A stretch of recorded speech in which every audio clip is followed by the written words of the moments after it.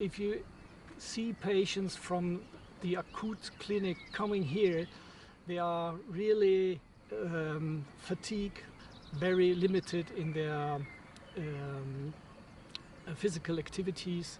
So this environment here with woods and ways to go around the clinic really helps them to get on their way back to normality.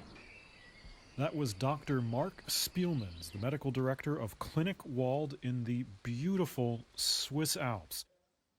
It's one of several clinics and hospitals here that, as the coronavirus pandemic drags on, have started to take in patients suffering from so-called long COVID.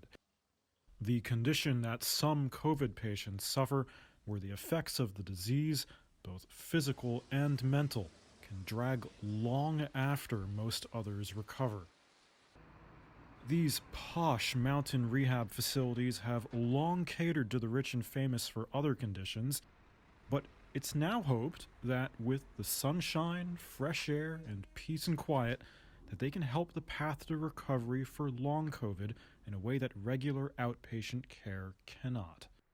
And the cost is usually covered by Switzerland's private health insurance system, about $28,000 for a 4 to 6 week stay at Spielmans. With the pandemic, just the shift to infectious disease happens, and this is not a big deal for us in the rehabilitation setting.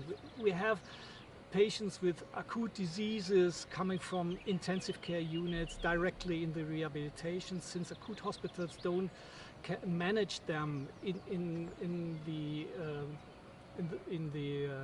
with the needs the patient actually have. There aren't many COVID patients yet.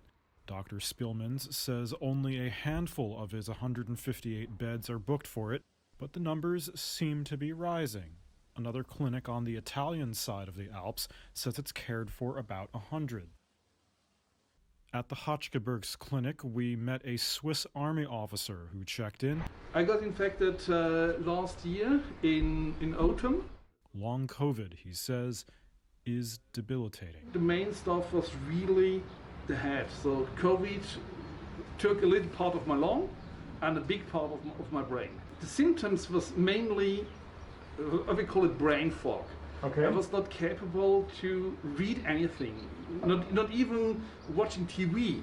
I got a serious problem also with breathing, so with breathing.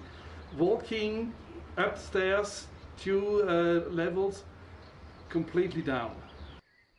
It's the latest chapter in a long, fascinating history for these clinics, some of which date to the 1800s. They started as tuberculosis centers for the wealthy, romanticized in the novel The Magic Mountain, and now have a new health problem to tackle.